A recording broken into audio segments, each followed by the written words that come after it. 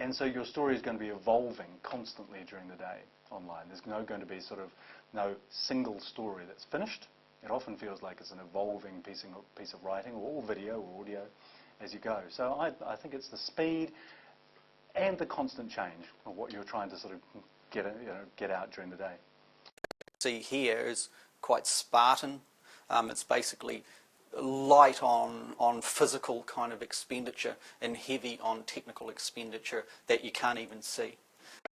Sometimes technology can also slow you down.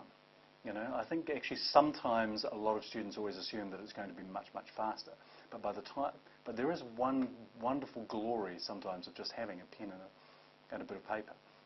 Other thing too is that with the internet, you know, people can retrospectively go back to breaking items, and they will compare the accuracy of that when they're hitting at the front end or first off the rank. Once you know the luxury of time and history is actually contemplated.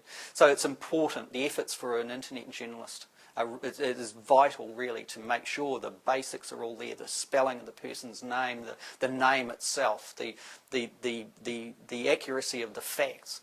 And if there's anything to be learnt from the internet experience, I guess it's the same for, you know, those who are experienced in the radio side, that breaking news bulletin, you know, will get your facts right and then build on your item from there, expand it out from there. And I guess that's one of the important lessons that we've learned over the years.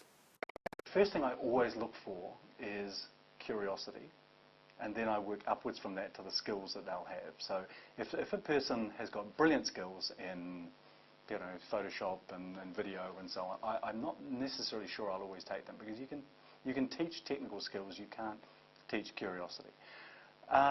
Having said that, what I'd like to see much more in journalists is rather than the technical skill, the one of debate, interactivity that people are seeing on blogs, the ability to have your own opinion and yet still react well to people who are reacting to your story.